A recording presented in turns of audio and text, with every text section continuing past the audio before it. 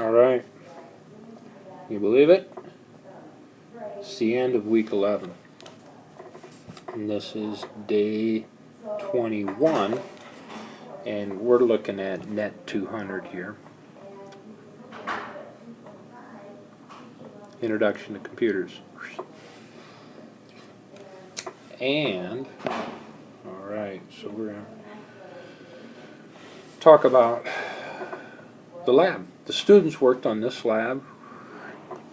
The students did that on Friday. This is Friday. And they worked ahead of time, or they're supposed to work ahead of time, on the variable length subnet masking. Variable length subnet masking problems in the lab. You know, how do you get 1,600 hosts, 8,000 hosts, 2,000 hosts, 4,000 hosts, 1,000 hosts, 500 hosts? We're not going to go through all those steps together today.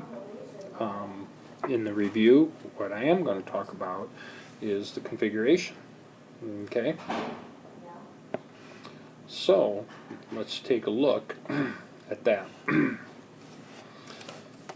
When you configure this, I gave them the solution. So, let's see here. So they have the solution.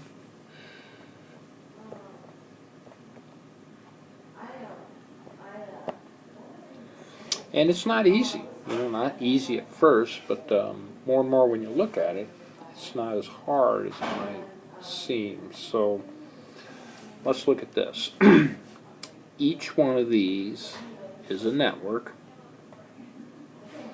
that needs 2 addresses. Only needs 2 addresses, right? So it needs an address here and an address here. It only needs 2. Address here and an address here, an address here and an address here. So you only need those 2 addresses. So these networks can be a /30. And then they give you those networks, or at least you work on it. They were a 172.16. Here, let me change that. Okay.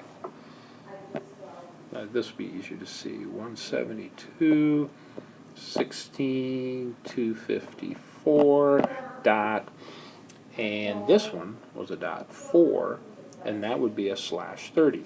I'll write the one down here. 172.16.254, and this one was .8/30.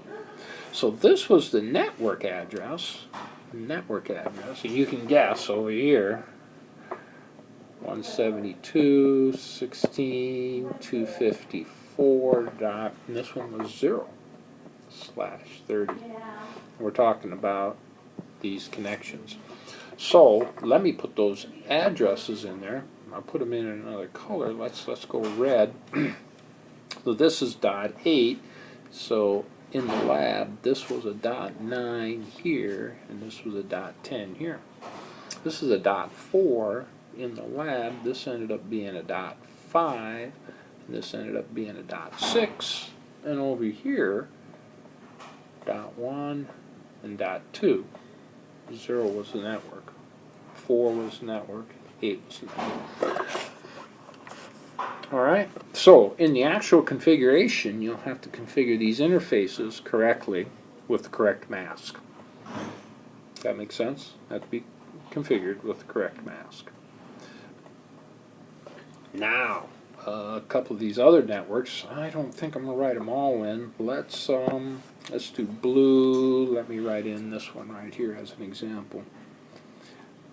172.16, I believe, 248. At least this is what one group had for their network, 248.1. That was the address right there. /22, so they'd have to calculate the correct mask for that. 255, 255, and then whatever those come out to be. And that would be the default gateway for these 1,000 hosts. So there was a chart in the solution that gave you these default gateways, all of them, what those networks would be. And so they configured those, and they configured the WANs. And at this point in the lab, they were just looking for connectivity here, here, and here. And then what we're going to do is we're going to take this information and look ahead a little bit, like to next term, how you would get these routers to talk to each other. So we're going to talk a little bit about routing here.